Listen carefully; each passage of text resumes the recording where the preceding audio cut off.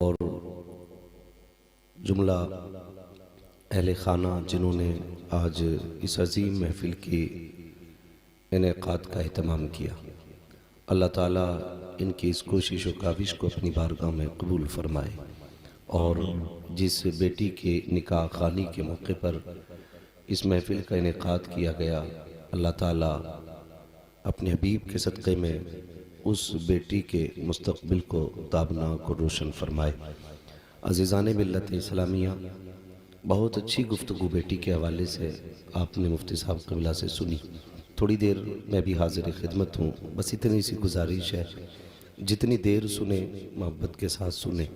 ये ज़रूरी नहीं है घंटा डेढ़ घंटा तकरीर होगी तभी भाई कामयाब तकरीर है, नहीं। तूफ़ान नूह लाने से आखिर क्या फ़ायदा, एक अश्क ही बहुत है अगर कुछ असर करे। तो कोशिश ये करें जितनी देर सुनना है मोहब्बत से सुनना है। चलें आगे। क्या राय है? ये सामने वाले लोग कम से कम आप ज़रा थोड़ा सा बेदार रहिएगा। यहीं के हैं ना? अक्सर लोग तो मेरे ख्याल से अपने शिकरिया के होंगे मुफ्ती साहब। हाँ, तो आप लोग तो जानते हैं किस तरह जलसे होते हैं। तो जैसा आपका मिजाज है अपने उसी अंदाज में आए, बोलें ज़रा या रसूल अल्लाह, या रसूल अल्लाह। माशाल्लाह। थोड़ी सी ये जो सर्दी भी लग रही है ना, ये चुप रहने की वजह से भी लग रही है। बोलेंगे तो थोड़ी गर्मी पैदा होगी। ठीक है, ज़रा ज़ोर से कहें या रसूल अल्लाह, या रसूल अल्लाह। माशाल्लाह। हज़ारों साल नरगिस अपनी बेनूरी पे रोती है, बड़ी मुश्किल से होता है चमन में दीदावर पैदा। अज़ीज़ान मिल्लत इस्लामिया, बेटियां जब दुनिया में आया करती हैं तो ये घर वालों के लिए बरकत होती है, बाप के लिए रहमत होती है, औलाद के लिए जन्नत होती है, शोहर के लिए राहत होती है। और ये सारे इज्जत व मनसब इस्लाम ने बेटी को अता फरमाए हैं। दौर बदला 1450 साल पहले, जब मेरे महबूब ने बेटी की इज्जत लोगों को बताई, तब लोगों ने जाना बेटी क्या होती है। सहाबा इकराम फरमाते हैं कि जब हुजूर नहीं आए थे हमारे बीच, तब हम बेटियों को कत्ल करने में नहीं डरते थे। जब से महबूब ने आकर के हमारी आंखें खोली, हम रास्ते में भी चलते हैं तो देख के पैर रखते हैं कहीं चूंटी भी दब ना जाए। ये दिलों के अंदर एक इंसानियत को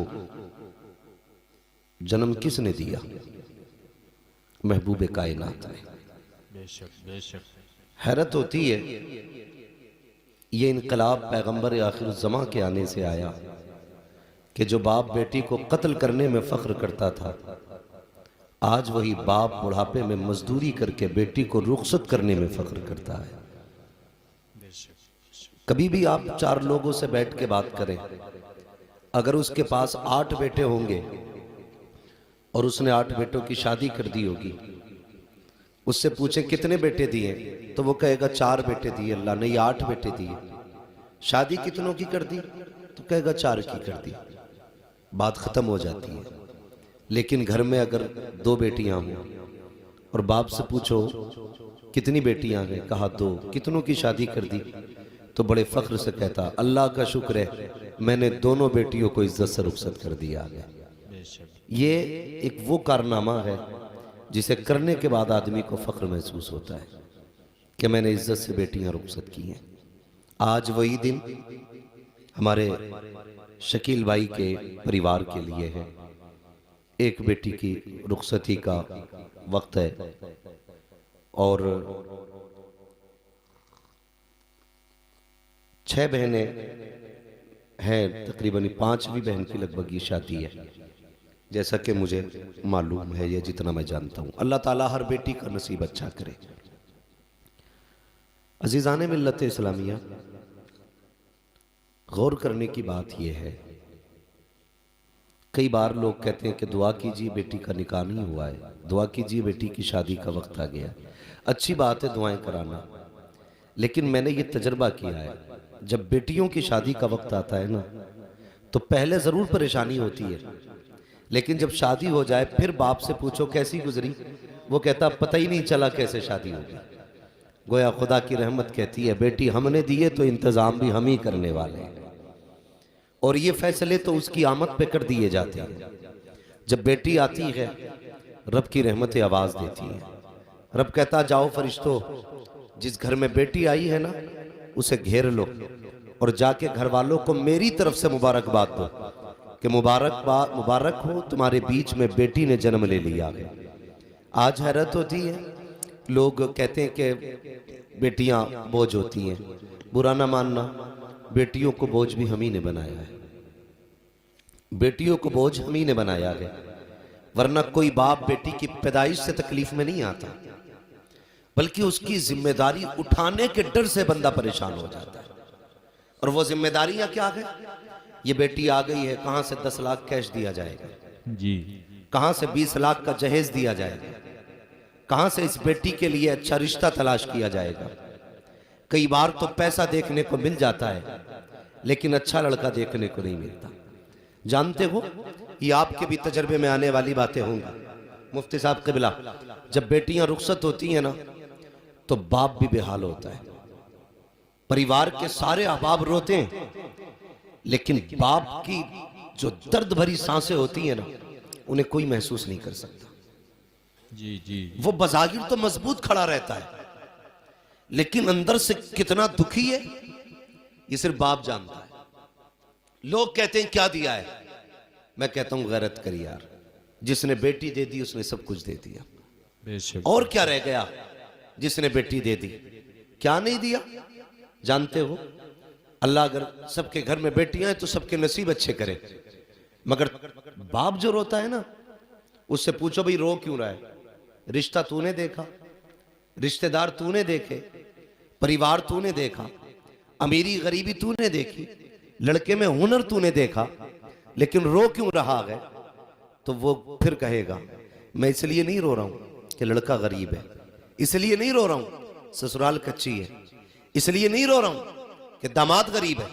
वो कहता बस इसलिए रो रहा हूं, कल तक मैंने अपनी बेटी को इज्जत के लुक़्मे खिलाए, सूखे खिलाए या गीले खिलाए, खिलाए इज्जत से थे, आज उस घर जा रही है, रब जाने टुकड़े इज्जत के मिलेंगे कि जिल्लत के मिलेंगे।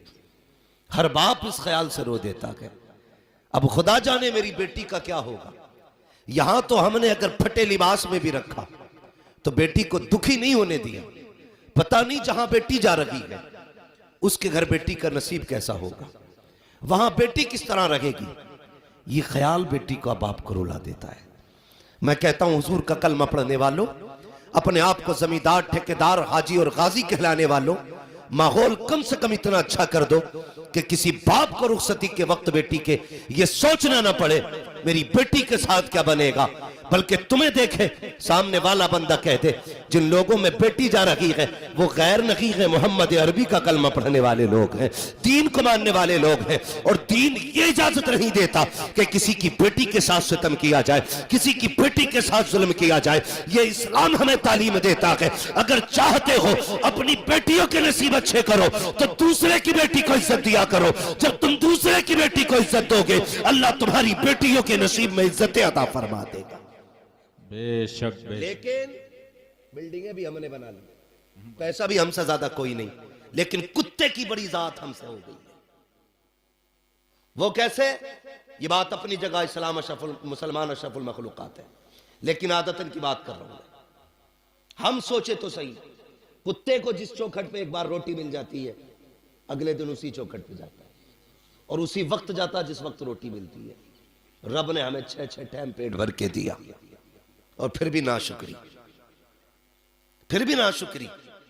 जब लड़की वाले देखने आते हैं तो कहता अब बहुत है मेरे बेटे के पास, और जब खुद लड़की वालों को देखने जाता तो कुत्ते से बहुत तरोकात हो जाती है। फिर झोली फैला के मांगता है, लिस्ट बना के देता, मेरे घर में ये बर्तन नहीं है, ये चाहिए, फर्नीचर बनना है, उधर कबाड़ बनना है, ये जहेज में सामान चाहिए, उसके अलावा 10 लाख कैश चाहिए, तेरे बाप ने कमा के रख दिया है। हराम की दौलत है बेटी वाले के पास। तेरी इतनी भी औकात नहीं रह गई कि एक कबाड़ बनवा लेता। हम जानते हैं नाप भिजवाया जाता ससुराल से बेटी वालों के, उनसे कहना कि 12x13 का होना चाहिए। क्यों?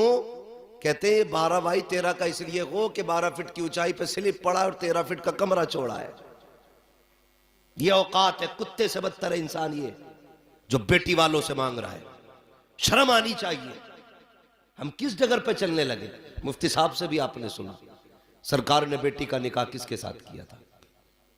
किसके साथ किया था? बोले आप। मैंने कहा था थोड़ी गरमाई आएगी। बोले किसके साथ? हजरत अली के साथ किया। लेकिन तारीख गवाह है, हजरत अबू बकर सिद्दीक ने कहा या रसूल अल्लाह, रिश्ता तय कर दिया, मुझे खबर तक नहीं की। क्या करते? मेरी ख्वाहिश थी कि बेटी नबी की हो, दुल्हन अली की हो, जहेज अबू बकर सिद्दीक के पैसों का होना चाहिए। तो हजरत अबू बकर सिद्दीक ने इतनी बात कही थी तो मेरे नबी ने क्या कहा था? अबू बकर क्या चाहते हो? कहा मेरी तमन्ना थी कि जैसी शान वाली बेटी है फिर जहेज भी वैसे ही शान वाला होना चाहिए। तो मेरे नबी ने क्या कहा था? अबू बकर, मैं अपनी बेटी को जो चाहूं वो दे सकता हूं, लेकिन सिर्फ एक ख्याल, अगर आज मैं अपनी बेटी को सब कुछ दे दूंगा तो कल उम्मत की गरीब बेटियों का गुजारा कैसे होगा? जी। ये तालीम थी उम्मत के लिए। और हम क्या सोचते? हमारा अपना जहन क्या है? इतना जहेज लेके दुल्हन आनी चाहिए कि हमारे घर में ना समा सके। कई लोगों के जहेज देखे मुफ्ती साहब, कमरे से लेके द्वारे तक फैला पड़ा जहेज, रखने की जगह नहीं। हाँ, द्वारे में सोफा पड़ा। ये क्यों? कमरे में जगह नहीं थी। लिस्ट क्यों बनाई थी? क्या वो औकात दिखानी थी हमें अपनी। और जहेज में भी एक बात जहन में रखें, मैं तो इस चीज का कायल हूं, वो चीजें दो जो जरूरत में आने वाली चीजें होती है।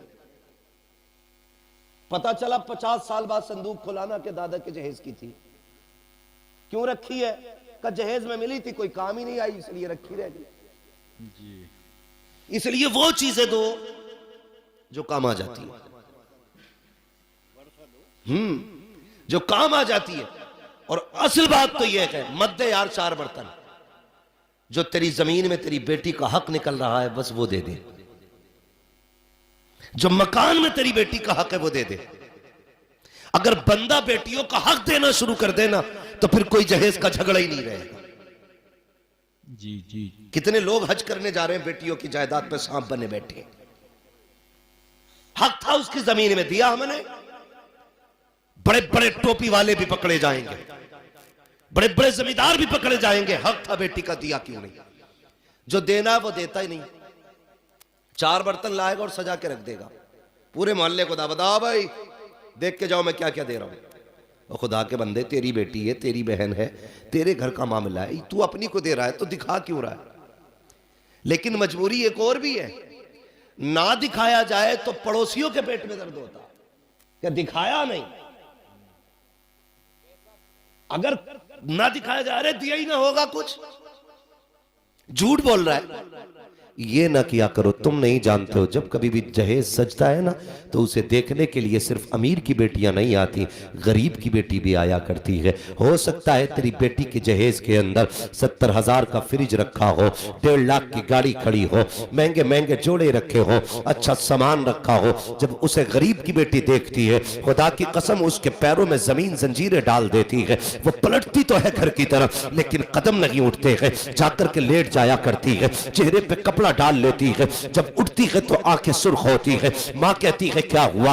बेटी अपने दर्द को छुपा के रो के कहती है बस अम्मी सर में दर्द था। जब बाप आता है बेटी दस्तरखान लगाती है। बाप घर में दाखिल होने के बाद पहले चेहरा बेटी का देखा करता है। जैसी बेटी के चेहरे पर नजर बाप की पड़ती है, सूजी हुई सुर्ख आंखें देखता है, कहता क्या हुआ मेरी बेटी को? का तबीयत खराब बता रही है। जब इतना बाप सुनता है, जानते को बाप बाप हुआ करता है, इतना सुनने के बाद कहता है जरा बताओ तो सही आज मेरी बेटी कहाँ गई थी। जब इतनी खबर सुनता है, पूछा जाता है बेटी कहाँ गई थी, तो बीवी कहती है सुनो मेरे सरताज, आज फला सेठ की बेटी का निकाह था, उसका जहेज रखा हुआ था, मोहल्ले की सारी बेटियां गई तो ये भी देखने चली गई थी। वो रो के कहता है खातून इसके दर्द सर के दर्द ने इसको नहीं रुलाया है, मेरी बेटी को इसकी जरूरतों ने रुला दिया है, ये इसलिए रोई है कि ये सोच बैठी है मेरा बाप तो रक्षा चलाता है, हमारे घर के खर्चे पूरे नहीं होते, जहेज कहां से लाएगा। मेरी बेटी इसलिए रोई है कि जैसे फला की बेटी को मिला है